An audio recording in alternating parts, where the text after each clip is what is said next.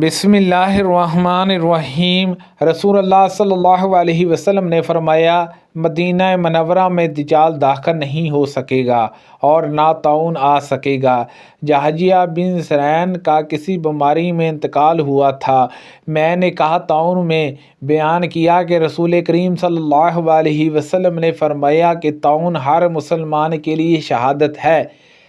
نبی کریم صلی اللہ علیہ وسلم نے فرمایا کہ پیٹ کی بیماری میں یعنی ہیضے سے مرنے والا شہید ہے اور طاعون کی بیماری میں مرنے والا شہید ہے۔ آپ نے رسول اللہ صلی اللہ علیہ وسلم سے طاعون کے متعلق پوچھا۔ ان حضرت صلی اللہ علیہ وسلم نے فرمایا کہ یہ ایک عذاب تھا، اللہ تعالیٰ جس پر چاہتا ہے اس پر اس کو بھیجتا ہے، پھر اللہ تعالیٰ نے اسے مومنین امت محمدیہ کے لیے رحمت بنا دیا۔ اب کوئی بھی اللہ کا بندہ اگر صبر کے ساتھ اس شہر میں ٹھہرا رہے جہاں طاعون پھوٹ پڑا ہو اور یقین رکھتا ہے کہ جو کچھ اللہ تعالیٰ نے اس کے لیے لکھ دیا ہے اس کے سوا اس کو اور کوئی نقصان نہیں پہنچا سکتا، اور پھر طاعون میں اس کا انتقال ہو جائے تو اسے شہید جیسا ثواب ملے گا۔ حبان بن حلال کے ساتھ اس حدیث کو نضر بن شمال نے بھی داؤد سے روایت کیا ہے۔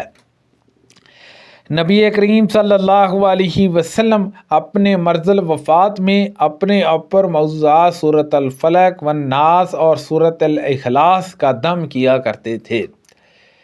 پھر جب آپ کے لیے دشوار ہو گیا تو میں ان کا دم آپ پر کیا کرتی تھی اور برکت کے لیے ان حضرت صلی اللہ علیہ وسلم کا ہاتھ آپ کے جسم مبارک پر بھی پھیر لیتی تھی۔ پھر میں نے اس کے متعلق پوچھا کہ ان حضرت صلی اللہ علیہ وسلم کس طرح دم کرتے تھے؟ انہوں نے بتایا کہ اپنے ہاتھ پر دم کر کے ہاتھ کو چہرے پر پھیرا کرتے تھے۔ نبی کریم صلی اللہ علیہ وسلم کے چند صحابہ رحالت سفر عرب کے ایک قبیلے پر گزرے۔ قبیلے والوں نے ان کی ضیافت نہیں کی۔ کچھ دیر بعد اس قبیلے کے سردار کو بچھو نے کاٹ لیا۔ اب قبیلے والوں نے ان صحابہ سے کہا کہ آپ لوگوں کے پاس کوئی دوا جہاں کوئی جاننے والا ہے؟ صحابہ نے کہا کہ تم لوگوں نے ہمیں مہمان نہیں بنایا اور اب ہم اس وقت تک دم نہیں کریں گے جب تک تم ہمارے لیے اس کی منظوری نہ مقرر کر دو۔ چنانچہ ان لوگوں نے چند بکریاں دینی منظور کر لیں۔ پھر ابو سعید خدری رضی اللہ عنہ سورۃ فاتحہ پڑھنے لگے اور اس پر دم کرنے میں منہ کا تھوک بھی اس جگہ پر ڈالنے لگے۔ اس سے وہ شخص اچھا ہو گیا۔ چنانچہ قبیلے والے بکریاں لے کر آئے، لیکن صحابہ نے کہا کہ جب تک ہم نبی کریم صلی اللہ علیہ وسلم سے نہ پوچھ لیں یہ بکریاں نہیں لے سکتے۔ پھر جب ان حضرت صلی اللہ علیہ وسلم سے پوچھا تو آپ مسکرائے اور فرمایا، تمہیں کیسے معلوم ہو گیا تھا کہ سورۃ فاتحہ سے دم بھی کیا جا سکتا ہے؟ ان بکریوں کو لے لو اور اس میں میرا بھی حصہ لگاؤ۔ رسول اللہ صلی اللہ علیہ وسلم نے مجھے حکم دیا جہاں آپ نے اس طرح بیان کیا کہ ان حضرت صلی اللہ علیہ وسلم نے حکم دیا کہ نظر بد لگ جانے پر معوذ 3 سے دم کر لیا جائے۔ نبی کریم صلی اللہ علیہ وسلم نے ان کے گھر میں ایک لڑکی دیکھی جس کے چہرے پر نظر بد لگنے کی وجہ سے کالے دھبے پڑ گئے تھے۔ ان حضرت صلی اللہ علیہ وسلم نے فرمایا کہ اس پر دم کر دو کیونکہ اسے نظر بد لگ گئی ہے۔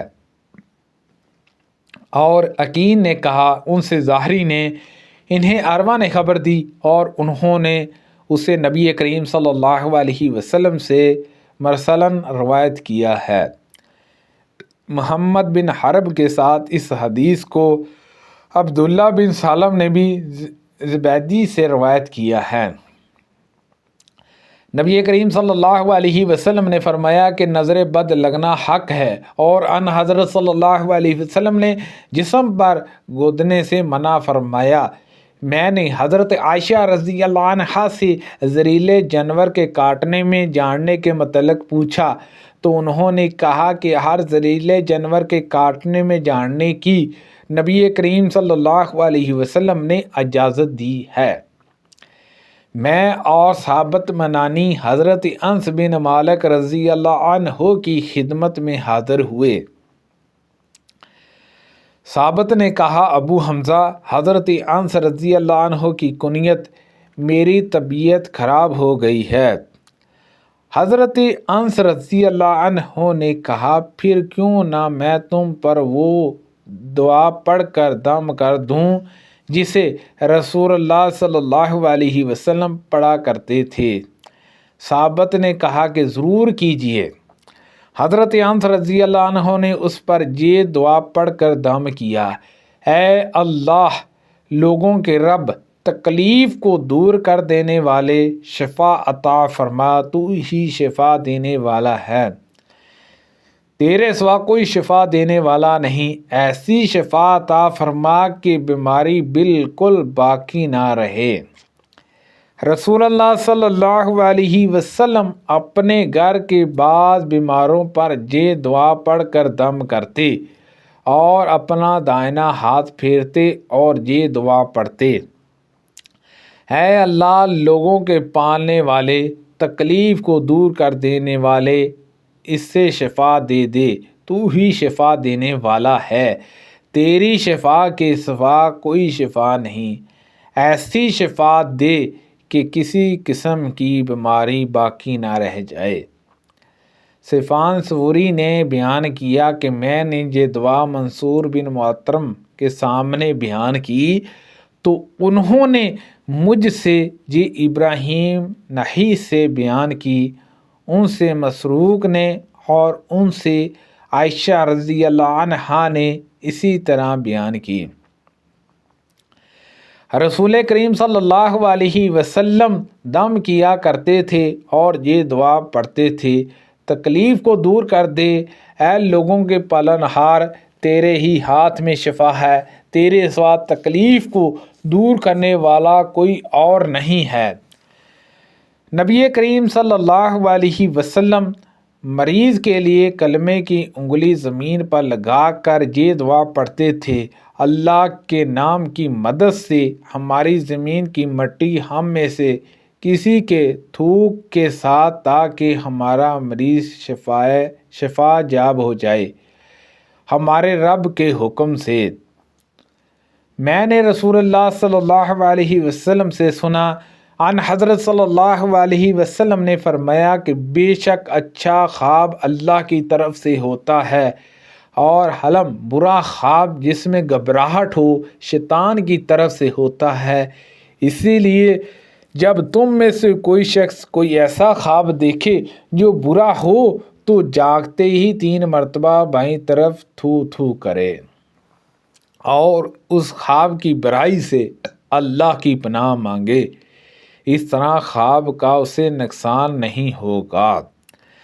اور ابو سلمہ نے کہا کہ پہلے بعض خواب مجھے پر پہاڑ سے بھی زیادہ بھاری ہوتا تھا، جب سے میں نے یہ حدیث سنی اور اس پر عمل کرنے لگا اب مجھے کوئی پرواہ نہیں ہوتی۔ سبحان اللہ عز و جل۔